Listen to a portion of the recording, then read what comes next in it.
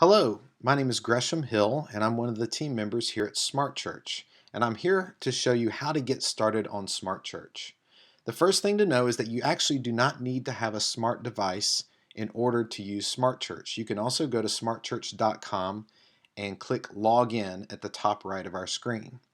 However, if you'd like to download this to your smart device, you can do this to any Apple or Android phone. So for the purposes of this video, I'll be using an iPhone, and so this is essentially, it should work almost the same way on an Android device. So what you would do is you'd first go to your Google Play Store, or in this case our App Store, and you would click on it. And then when it pulls up, go to your search button and search for the word SmartChurch. SmartChurch is the first thing that pulls up, will be our app.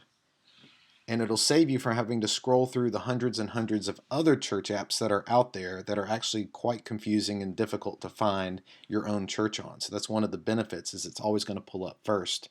So when you see the little praying hands icon, you're going to click to download it to your phone. If you see a password request come up, that's not us, that's actually your Apple or Android password that you should have. So enter that in.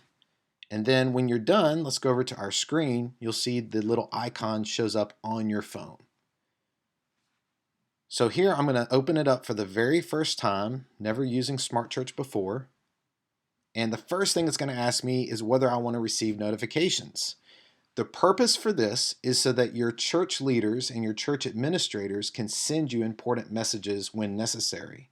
So we encourage you to click on this. This is not coming from our company. It's actually coming from your church. So if you click OK, this means when you're not in the app, any emergency notifications will actually come to you from your church. So now you're on this blue screen. You have Find My Church and Log In. So the very first step I'm going to encourage you to do is log in. You really can't do anything on the app until you have a personal profile. So it's very much like Facebook. You have to identify who you are so that you can do things inside of the app. So you click on the login button, and if you don't have a login, there's a little sign up here message right below that. We're going to click on that. So this is all the information that you actually need to put in. So it's really quite simple. So I'm going to put in my information here. And let us put in, trying to think, a good email here. One that maybe I haven't used before.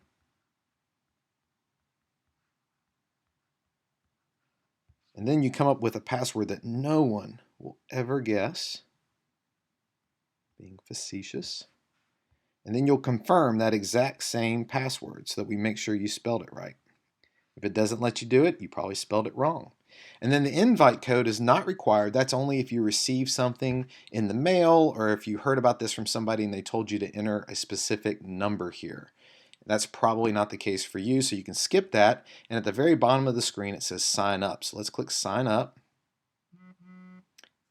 Oh, and my buddy Carl is texting me during the middle of my video.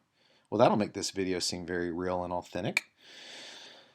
So anyway, let's just continue. It says allow SmartChurch to access your location while you use the app.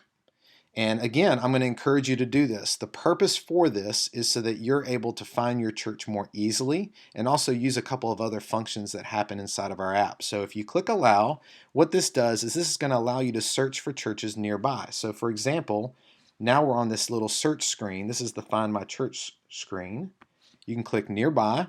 And it's going to pull up any church that's in your area that's nearby. So here we are in Franklin, Tennessee, looking nearby.